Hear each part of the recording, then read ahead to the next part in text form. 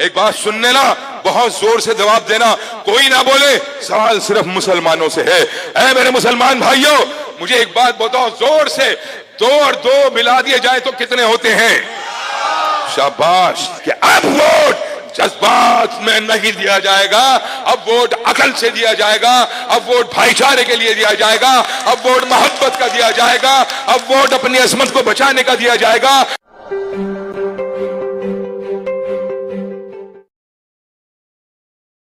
आज कबल इसके कि हम अपनी बात को शुरू करें, सबसे पहले हमारे बुजुर्ग बाबा भीमराव अंबेडकर जी को अपने खराज मोहब्बत पेश करता हूं। मैं खराज मोहब्बत पेश करता हूं अपने बुजुर्ग मान्यवर काशीराम जी को, माता सावित्रीबाई फुले को, अम्मा फातिमा शेख को, और आयरन लेडी 4 बार की मुख्यमंत्री रही आदरणीय बहन कुमारी मायावती जी को इस दौर जदीद के अंदर जहां चौतरफा साजिशें हैं, जहां चौतरफा खतरात हैं, ऐसे इसके अंदर अपने आप को यह खुशनसीब मानते हुए कि हमारे पास आज आदरणीय बहन जी का नेतृत्व है जो हमें हिफाजत देता है। ये सब करने के बाद जब मैं आगे बढ़ूं तो मैं कई बार ये सोचता हूं कि क्या हो गया आपको, ये सोच कौन सी है आपकी कि हम खराज अकीदत पेश करते हैं, बाबा साहेब अंबेडकर को हम खराज अकीदत पेश करें, मान्यवर काशीराम साहब को हम आयरन लेडी आदरणीय बहन कुमारी मायावती जी को अपना एक असूल, अपनी ताकत, अपना लीडर तस्लीम करते हैं, तो इसकी कोई वजह होनी चाहिए।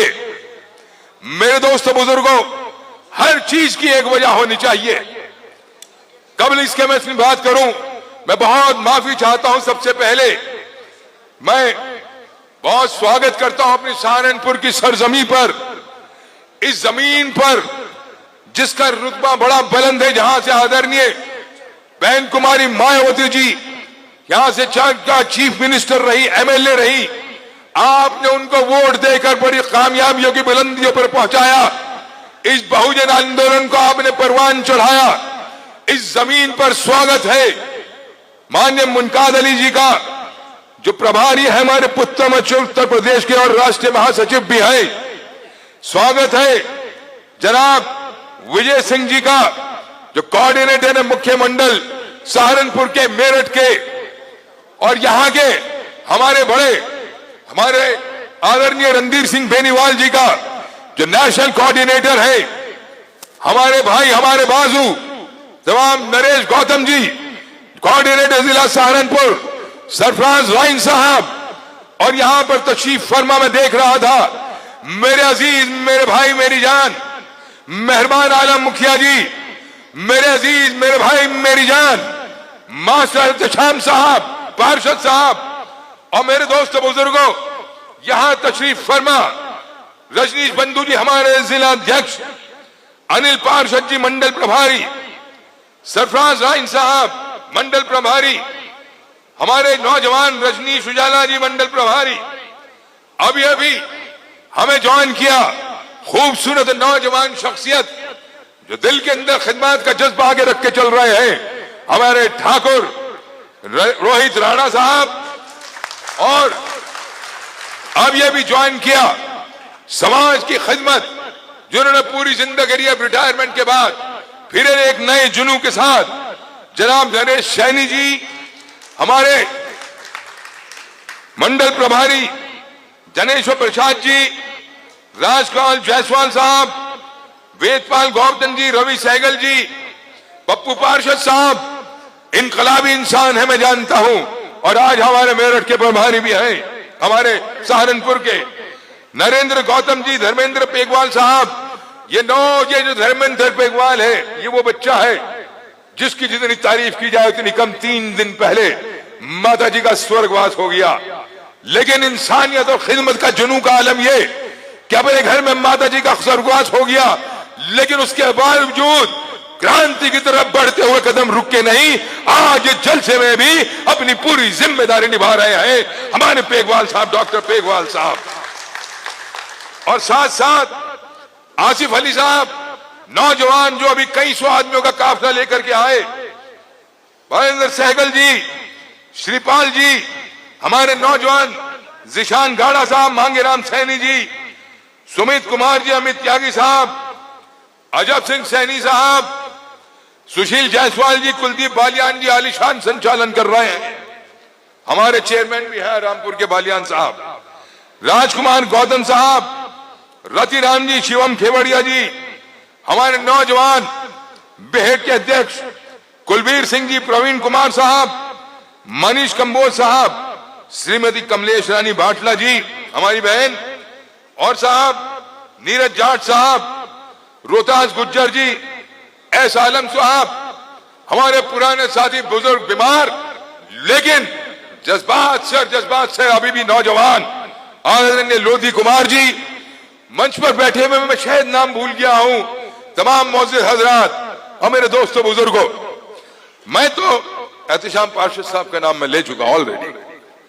मैं तो आज जिंदगी में पहली बार महसूस कर रहा हूं, मैं ये सोचता रहा क्या बोलूं, लेकिन आज वो तकरीर मैंने भाई मुनकाज जी की सुनी है। ये मैं आपके मुंह पे तारीफ नहीं कर रहा भाई मुनकाज जी, जिस तरीके से हर पहलू को आपने रखा है, फिरोज आफ्ताब पहली बार लाजवाब महसूस किया कि अब मैं अपने अवाम से बात करूं तो क्या करूं, ज़बान कुल आपने कर दी है इंशाअल्लाह। लेकिन इसके कबल कि मैं बात को आगे बढ़ाऊं, मैं तो सिर्फ और सिर्फ यहां आपके दरमियान हूं। मेरा चश्मा कहां गया?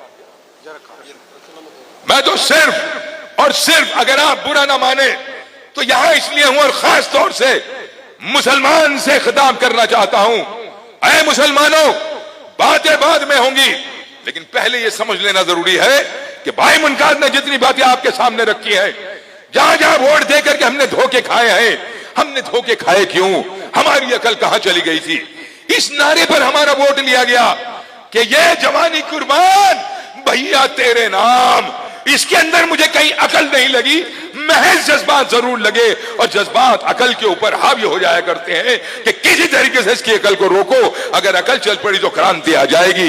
इन जज्बातों के साथ हमारे से वोट लिया मेरे दोस्तों बुजुर्गों, और बाबा साहेब ने ये जो हमें एक धारी तलवार दी थी ना, जिसको वोट कहते हैं, ये वो तलवार है जिसकी दो धार है। अगर इसका अकल से इस्तेमाल किया जाए तो ये हमारी सारी समस्याओं को खत्म कर देगी, लेकिन अगर इसी तलवार को बेअकली के साथ, जज्बात के साथ इस्तेमाल किया जाए तो ये मेरी अपनी गर्दन को ले जाएगी, मुझे ही तबाह बर्बाद कर देगी। मेरे दोस्तों बुजुर्गों, जब ये हमें ऐसे ऐसे नारे दिए गए तो एक तरफा होकर के, अभी मुनकाज साहब जिक्र कर रहे थे, पुरानी बातें छोड़ दीजिए, हाल फिलहाल के इलेक्शन पर आ जाइए, एक बार, दो बार, तीन बार लगातार एक तरफा वोट, और नतीजा यह है कि जज्बात में आकर के वही हमारे 100 के 100% वोट को लूट तो जाता है, क्योंकि उनका मकसद सिर्फ यही है, और हम तना के तना खड़े रह जाते हैं, और नतीजा यह कि दोबारा हमारे सिर पर भाजपा मुसल्लत हो जाए। वो भाजपा, मेरे दोस्तों बुजुर्गों, ऐ मुसलमानों, ये खास तौर से तुमसे खिताब कर रहा हूं, वो भाजपा कि जिस चीज का हम तसव्वुर नहीं कर सकते थे कि एक वक्त वो भी देखना पड़ेगा कि अजानों पर पाबंदी लगा दी जाए, वो उन्होंने करके दिखा दी। उन्होंने ऐलान किया कि मोदी है तो मुमकिन है, तुम मजाक में रह गए और अजानों पे पाबंदी हो गई। उन्होंने करके दिखा दिया कि आप कोई गलत काम करे वो बर्दाश्त, लेकिन अगर कोई माँ बहन इज्जत के साथ अपने सर पर पल्लू रखे, अपने आप को पर्दे में रखे, तो उसके नंगे हिजाब खींच लिए गए, आपको बेबर्दाश्त करने पड़ते हैं। हमने ये देखा है कि किस तरह पर मस्जिदों पर बुलडोजर चल गए, और तो और अभी लेटेस्ट आदेश चल रहा है कि गांव के अंदर कोई जमात तबलीग नहीं घुस पाएगी। ये सब चीजें बर्दाश्त करनी पड़ रही है। क्यों करनी पड़ रही है, कभी इस पे गौर किया है? बहुत आसानी से बैठकर कह देते हैं कि भाजपा ये कर रही है, बहुत आसानी से बैठ के कह देते हैं। आज भी तुम्हारा इतना डर खौफ है मेरे दोस्तों बुजुर्गों कि आज आदरणीय बहन कुमारी जी की जमीन से एक इनकलाब बर्पा होने को है, और मेरे दोस्तों बुजुर्गों, उसकी गूंज का यह आलम कि सारे के सारे दहशत ज़दा हो गए जब पूरे उत्तर प्रदेश के अंदर बहन जी के इस जमीन से उठने वाले इनकलाब को, इस जमीन से उठने वाले अब्र को जो पूरे जहान पे बरसेगा, जब कोई रोक पाने की हैसियत न मिली तो खुद मुख्यमंत्री आदित्यनाथ को आना पड़ा कि बहन जी के इनकलाब को रोको। इसी सहारनपुर में आना पड़ा। सहारनपुर में 6 कॉन्स्टिट्यूंसी और भी है, सहारनपुर में जगहें और भी है, लेकिन आदरणीय बहन जी की जमीन, यहाँ का इनकलाब मुख्यमंत्री आदित्यनाथ ने इसी जगह प्रोग्राम रखा। मेरे दोस्तों बुजुर्गों, तो उठो मेरे शेरों और ये तय कर लो कि ये इनकलाब रुकने वाला नहीं है। एक तरफ ये हम ये कहने लगे आज सुबह से बारिश हो गई, लेकिन खुदा खैर करता है, मेरे बाबूजी जो थे, मेरे पापा, वो सबसे बातें बहुत किया करते थे। एक बार उन्होंने हमसे सवाल किया, हम सारे भाई बैठे हुए थे, कि बच्चों जरा ये तो बताओ कि सबसे अच्छी खुशबू कौन सी है। किसी ने गुलाब की बताई, किसी को इतर पसंद था, किसी को पसंद था परफ्यूम। लोगों ने अलग अलग बात बताई। हम बच्चे ही तो थे। हमारे वालिद साहब हमसे कहने लगे, बेटे सबसे बेहतरीन खुशबू जब उसकी है जब सूखी जमीन पर बारिश की पहली बूंद पड़ती है ना, और वो बारिश की जब बूंद पड़ती है तो जमीन से वो जो धरती की मध्यम मध्यम खुशबू आती है, उससे बेहतर कोई खुशबू नहीं। और जब वो बारिश मुकम्मल हो जाए तो फिर यही जमीन आला फसल देती है, जिससे पूरे समाज के अंदर खुशहाली हो जाए। मेरे दोस्तों बुजुर्गों, ये जो खुदा ने सूखी जमीन पे बारिश बरसाई है, ये अगली आने वाली फसल का संकेत है। और मेरे दोस्तों बुजुर्गों, ये सियासी जमीन जो बंजर पड़ी हुई थी, जो जुल्म से भरी हुई थी, ये खुदा की रहमत से एक तरफ तो पानी बरसा और एक तरफ से आपकी दुआएं, ना बारिश रोक पाई ना योगी रोक पाए। इंशाअल्लाह ये वो बारिश है रहमत की, जो आने वाला ये अब्र जो यहां से उठा है वो सारे जहां पर बरसेगा। आदरणीय बहन कुमारी मायावती जी को मुख्यमंत्री बनाकर ही दम लेंगे। हाथ उठाओ और कसम खाओ मेरे दोस्तों बुजुर्गों। और दूसरी बात मैं आपसे एक और कहना चाहता हूं, मैंने बात यहां से शुरू करी थी कि वोट को अकल से देना शुरू करो। मैं सबसे पहले कि इस बात को आगे बढ़ाऊं, मेरा शौक है, बुरा मत मानना। ऐ मेरे दोस्तों, मेरे भाइयों, खास तौर से मुसलमान और कोई ना बोले, क्योंकि मैं जानता हूं दलित अपने अंदर बहुत बाशऊर है, दलित वोट देना जानता है, दलित आंदोलन करना जानता है। ताकत मुसलमान में भी गजब है, ताकत मुसलमान में भी बहुत है, लेकिन हमारी कमखलियां, हमारे जज्बात उसे बर्बाद कर देते हैं। तो पहले मुझे यह देखना है कि हमारे वाकई बेअकल हैं या हम में अकल है। एक बात सुन लेना, बहुत जोर से जवाब देना, कोई ना बोले, सवाल सिर्फ मुसलमानों से है। ऐ मेरे मुसलमान भाइयों, मुझे एक बात बताओ जोर से, 2 और 2 मिला दिए जाए तो कितने होते हैं? शाबाश, तुम में अकल है। अब मुझे ये बताओ कि 20 और 3 मिला दिए जाए तो कितने होते हैं? जोर से बोलो, 20 और 23 3 कितने? जोर से बोलो, 20 और 3 कितने? हाँ भाई जोर से बोलो, डरते किससे हो? अल्लाह के अलावा किसी डर नहीं डरना। अब तीसरा सवाल यह है कि 20 और 22 कितने होते हैं? बस जोर से बोलो ना यार, 42। अब मुझे ये बताओ, आखिरी सवाल, 42 बड़ा है या 23 बड़ा है?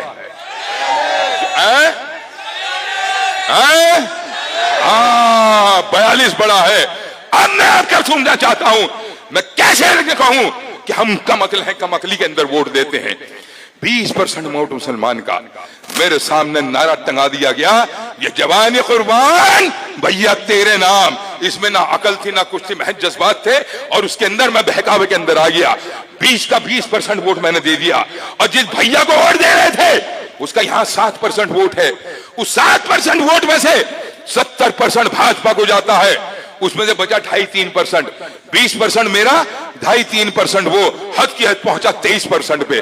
23% वोट, वही 101 सीट, आधे पे भी नहीं पहुंच पाए।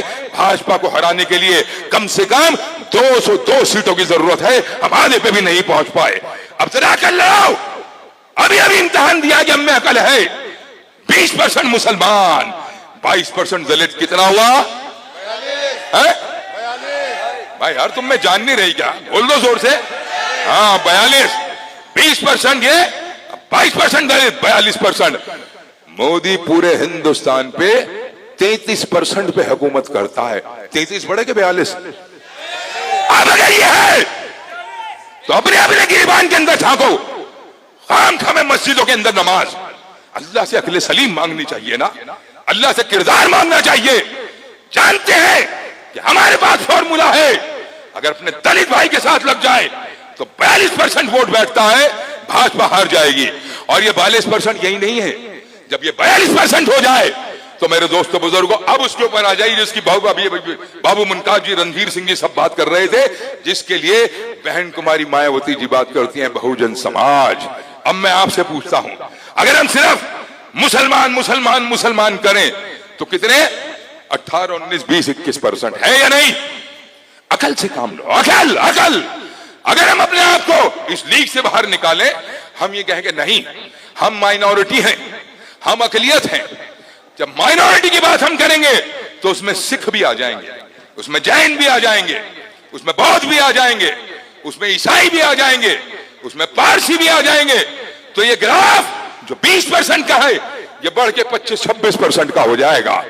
और मेरे दोस्तों बुजुर्गों, अगर खुदा करे मेरी एक रोल चल जाए और मैं यहां से भी उठूं और ये कहूं कि अकलियत नहीं, माइनॉरिटी नहीं, मैं तो वंचित हूं, मैं तो प्रताड़ित हूं, मैं तो एक्सप्लॉइटेड हूं, मैं तो मजलूम हूं, जुल्म किया जा रहा है, मैं प्रताड़ित हूं, मजलूम हूं, एक्सप्लॉइटेड हूं, मजलूम हूं, मैं बहुजन हूं। बहुजन कहते ही ये धड़ाम से 85% पहुंच गया। अब बताओ कौन मुकाबला करेगा मेरे दोस्तों बुजुर्गों? ये अक्ल मुझे चाहिए कि बाबा साहब ने जो मुझे वोट दिया है इसका मैं सही इस्तेमाल कैसे करूं। ये सहारनपुर की बात हो रही है मुनकाद जी, हम तो इनसे कहते हैं कि जैसा हमारा सहारनपुर वैसा हमारा प्रदेश है या नहीं है? सहारनपुर के अंदर 7 सीटें हैं, 7 की 7 सीटों पर गौर कीजिए। दंगों से किसी मुसलमान ने, हमने गलती करी, जज्बात में दे गए, सारा वोट सपा को दे दिया और वहां क्या हुआ? भाजपा जीत गई। ये देखते हुए कि कोई मुसलमान भाई वोट नहीं दे रहा है, 57,000 वोट दंगों सीट पर दलित ने फिर भी दे दिया बीजेपी के खिलाफ। फिर आइए नकुड़ में आ जाइए, नकुड़ में आदरणीय बहन जी ने एक मुसलमान भाई को लड़ाया, लेकिन हमारे तो जज्बात बहके हुए थे, हमने एक एक वोट समाजवादी को दे दिया। नतीजा क्या हुआ? भाजपा जीत गई, क्योंकि तना खड़े रह गए ना। ये देखते हुए कि कोई मुसलमान वोट नहीं दे रहा है, दलित भाइयों ने नकुड़ में 55,000 फिर दे दिया, 47,000 बेहद सीट पे दे दिया, 67,000 इस सीट के ऊपर दे दिया, 72, 74 रामपुर में दे दिया, 57 देवबंद में दे दिया। पूरे जिले के अंदर जानते हो कितना वोट है? 3,64,000। अब फिर आ जाओ अकल के ऊपर, क्योंकि 20 और 22 42 होते हैं और उधर सिर्फ 33% पे हुकूमत है। मेरी ख्वाहिश यह है कि मैं अपनी मस्जिदों को बचा लूं, मेरी ख्वाहिश यह है कि अज़ानें दोबारा बुलंद हो जाए, मेरी ख्वाहिश यह है कि बच्चियों का हिजाब न छीना जाए, दीन का काम चलता रहे, मुसलमान की इज्जत हो, उसकी दाढ़ी को फाड़ा ना जाए, एक जानवर के मुकाबले उसकी जान न ली जाए। इसलिए मैं बीजेपी को हराना चाहता हूं क्योंकि वो जुल्म करते हैं। अब आओ, अगर मेरे दिल में यह ख्वाहिश थी तो मुझे अकल से काम लेना चाहिए था। अगर 100 को 100% नहीं, सिर्फ 30, 35, 40% वोट अगर गंगों में हाथी को दे दिया होता तो भाजपा हार जाती।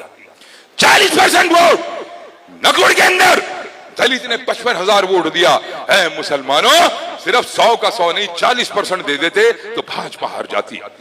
पूरे जिले के अंदर अगर तुम सही वोट, मैं सही वोट इस्तेमाल कर लेते तो भाजपा की एक सीट भी नहीं आनी थी। अगर ये भाजपा आई है सहारनपुर से लेकर पूरे उत्तर प्रदेश में तो ये हमारी गलती की वजह से आई है। आओ मिलकर के ये तय करें, मिलकर के ये तय करें कि अब वोट जज्बात में नहीं दिया जाएगा, अब वोट अकल से दिया जाएगा, अब वोट भाईचारे के लिए दिया जाएगा, अब वोट मोहब्बत का दिया जाएगा, अब वोट अपनी अजमत को बचाने का दिया जाएगा, अपनी बच्ची के हिजाब की हिफाजत के लिए दिया जाएगा, अपनी मदरसे मसाजिद अपनी तिलावत कुरान पाक के लिए जाएगा, अपनी अजानों को बुलंद करने के लिए दिया जाएगा। ये वोट इसलिए दिया जाएगा कि मैं मुसलमान हूं और मेरा मुसलमान होने के नाते फर्ज है कि अगर एक मेरे ब्राह्मण भाई त्रिपाठी का सरकारी कत्ल कर दिया जाए और उसको नाम दिया जाए इसका इनकाउंटर कर दिया हमने। इनकाउंटर किया नहीं जाता मेरे दोस्तों, इनकाउंटर तो एक वारदात होती है जो अचानक हो जाती है, और जब ये स्टेट पॉलिसी बन जाए कि मैं इनकाउंटर कर दूंगा, इसका मतलब वो सरकारी कत्ल है। जब एक त्रिपाठी का कत्ल कर दिया जाए तो फिरोज आफ्ताब मुसलमान को, जनेश्वर दलित को, सिखों को, मुसलमानों हिंदुओं को सब मिल करके हक के लिए उसकी आवाज उठानी चाहिए। लेकिन ये आवाज हम जब उठा सकते हैं जब हम नफरतों से बाहर आकर बहन जी के झंडे तले सब एक लाइन में बहुजन बन के खड़े हो जाए। विकास दुबे को महाकाल मंदिर में उसने अपने आप को सरेंडर किया। अदालतें हैं, चाहे उसको फांसी चढ़ा देती, चाहे उसको सजाए मौत देती। लेकिन ये कौन सी गुंडागर्दी है? जैसे फिल्मों में दिखाते हैं, जस्टिस ऑन द स्पॉट, एक हीरो आएगा लंबे लंबे बाल लेके और वो गुंडा करके गोलियां मार देगा और जस्टिस ऑन द स्पॉट। फिर ये अदालतों को बंद करो, ये अदालतें क्यों हैं? बहन जी चाहती हैं कि अदालतें खुली रहे, कानून की व्यवस्था रहे।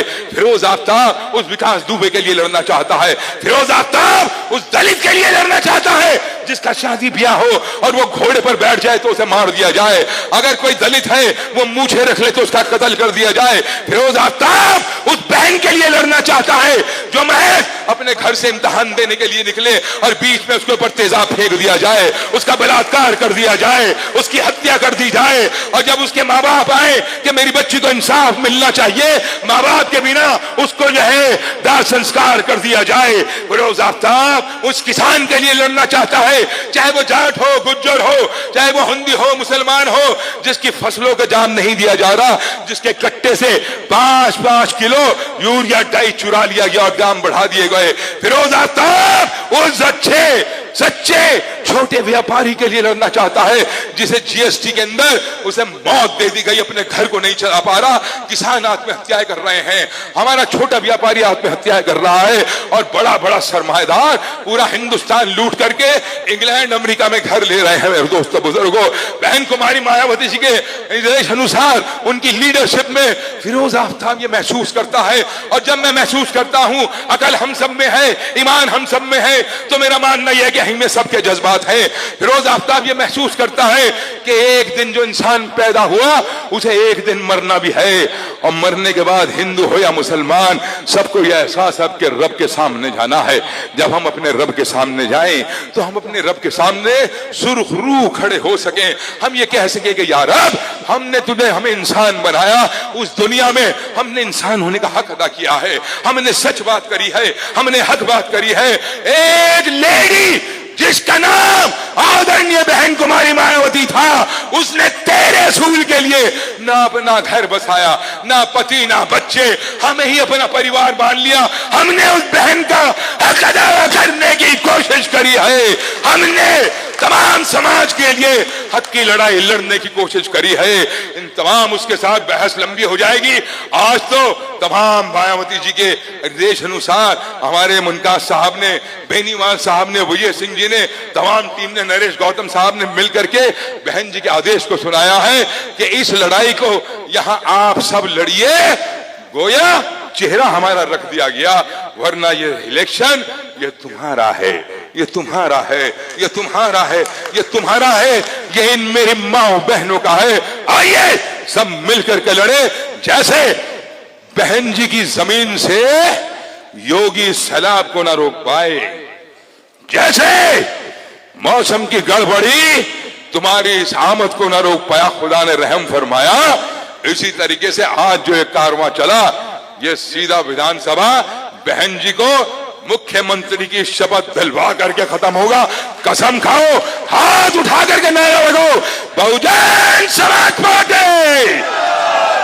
तुम सबसे ज्यादा मेरी अकेले की आवाज आ रही है, क्या करते हो यार? हाथ उठा के जोश के साथ, बहुजन समाज पार्टी जिंदाबाद, बहन कुमारी मायावती जिंदाबाद, बहन कुमारी मायावती। जोर से बहन जी संघर्ष करो, हम आपके साथ हैं। बहन जी संघर्ष करो, हम आपके साथ हैं। बहुजन समाज पार्टी। जिंदाबाद। बहुत बहुत शुक्रिया। जय भीम, जय हिंद।